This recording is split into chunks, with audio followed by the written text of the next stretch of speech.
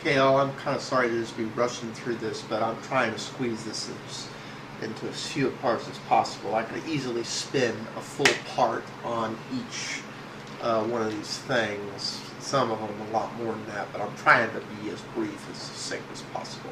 So let's get back to point 3. Third, there's reliability, security, and performance. Synaptech recently highlighted Flash for having one of the worst security records in 2009. We also know firsthand that Flash is the #1 reason Macs crash. Really? Because Flash doesn't crash Linux. Oh, I'm sorry, I'm getting into comments. Let me finish reading this, Steve. We have been working with Adobe to fix these problems, but they have persisted for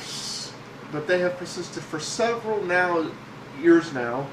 We don't want to reduce the reliability and security of our iPhones, iPads, and iPads by adding Flash. In addition, Flash has not performed well on mobile devices. We have routinely asked Adobe to show us a Flash performing well on a mobile device, any mobile device. For a few years now, we have never seen it. Adobe publicly said that Flash would ship on smartphone in early 2009, then the second half of 2009, then the first half of 2010, and now they say second half of 2010. We think it will eventually ship, but we're glad we didn't hold our breath. Who knows how it will perform? Okay. First off, let's get on what they said there. Really, I cannot believe Steve Jobs actually said this. This is on Apple's site. We also know firsthand that Flash is the #1 reason Macs crash. Okay. To everyone watching, those of you who are on Windows or Linux systems, has your computer ever crashed from Flash? Has Flash ever caused your computer to crash?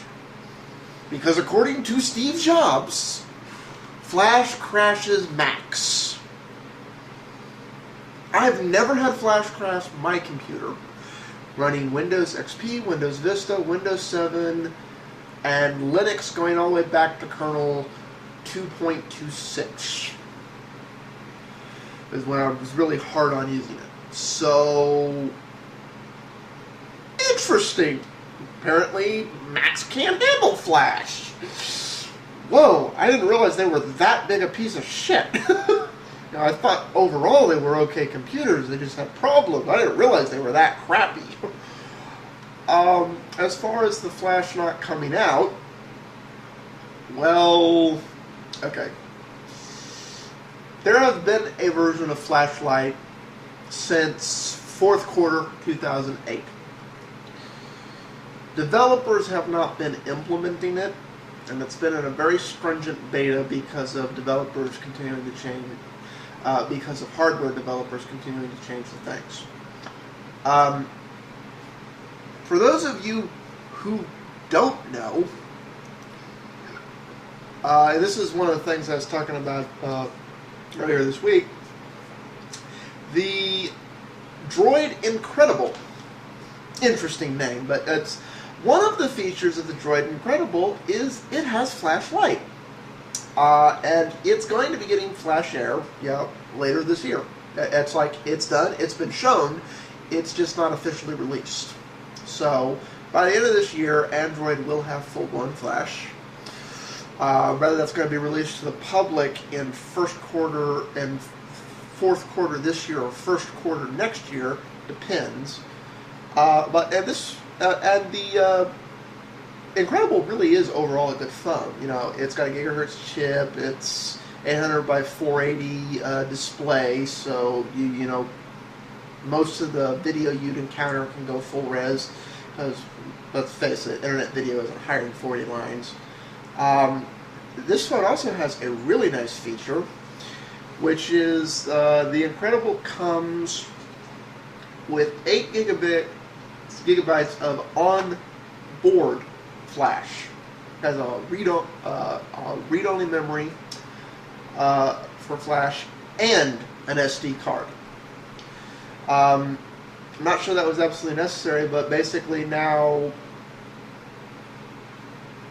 you can, you have the flash card and you have the 8 gig on board, and all your applications can expand overhead. So this basically doubles the ability, because of the way Linux cuts up the partitions for things. It's like, I can't wait to, given the specs of this phone, I cannot wait to see the Nexus 2.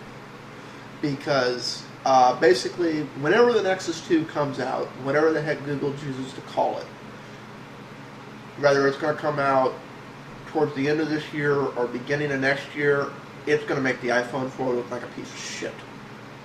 Which is really interesting. So, back to Steve. Let's see, what's his fourth point? Fourth, there's battery life.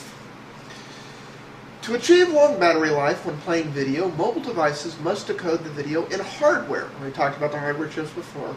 Decoding it in software uses too much power. Many of these chips use a modern mobile device containing a decoder called H.264. Yeah, that's pretty much the codecs being used in chips. But like I said, you can use any one. An industry standard that is used in every Blu-ray DVD player and has been adopted by Apple, Google's YouTube, Vimeo, Netflix, and many other companies.